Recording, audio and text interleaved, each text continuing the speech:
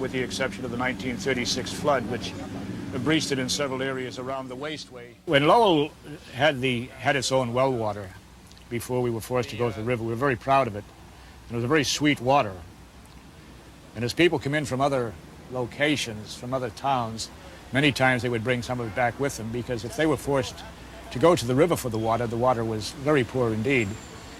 And Lawrence had been on the river for many, many years before Lowell had to go to it. And in Lowell, during the 40s and 50s, I know that if you went into many of the bars in the area and walked into a men's room, you were liable to see among the graffiti signs that said, "Please stand close, Lawrence needs the water." And I suppose today those signs might be seen up in Manchester and Nashua, because we've been on the river for 20 years now using their water. Most cities and towns send their sewage to a treatment plant where the debris is screened out and organic waste is biodegraded. The water is then chlorinated and released into the river. The discharge from a sewage treatment plant is rarely 100% clean. The river itself will remove the remaining organic wastes through naturally occurring biological processes, provided there's enough water in the river to do the job.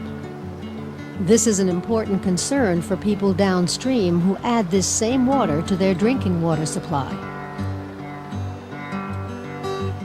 From the Lowell sewage treatment plant, it's barely 5 miles downstream to the Fishbrook pumping station, which pumps water out of the Merrimack and up to Haggett's Pond.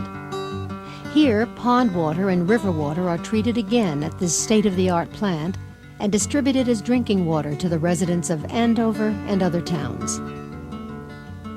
Grace Jameson has lived in Andover 21 years.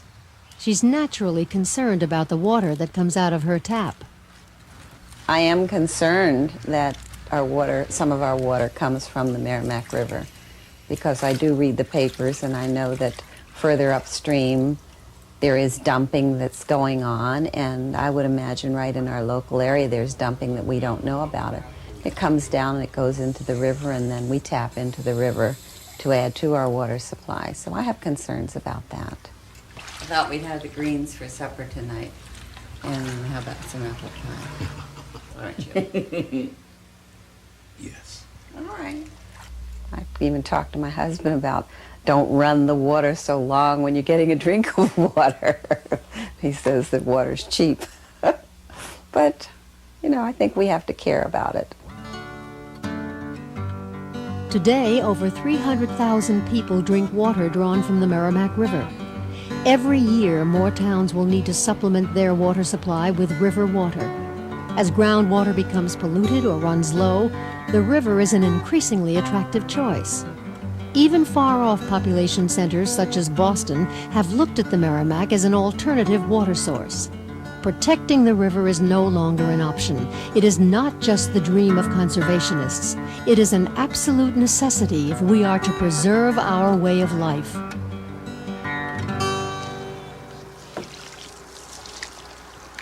In the early 1960s, Marion Stoddart moved into her home near the Nashua River, a branch of the Merrimack. Back then, the river was not a pretty sight, but Marion thought she could do something about it, and she did. This river looked like an open sewer, and it stunk like an open sewer. It was dead, it was septic, there was no oxygen in the river, and essentially all life in the river died. What state and federal agencies wanted for our river then was that it would become suitable to transport waste. At the time, it was considered unsuitable for the transport of waste, and that was not what I wanted, and that's not what I thought other people who lived here wanted either. I gathered together a few enthusiasts, people who shared my interest, my dream, my vision for the river, and we began to call on agency people and to begin to promote the idea of the restoration of the river in the Greenway.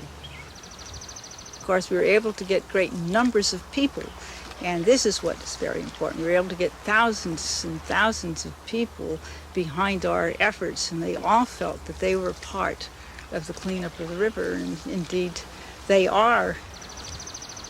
One of the things that I learned very early on is not to associate myself in any way with anyone who was a negative thinking, defeatist type person. It's just a waste of energy, and it drains energy from you.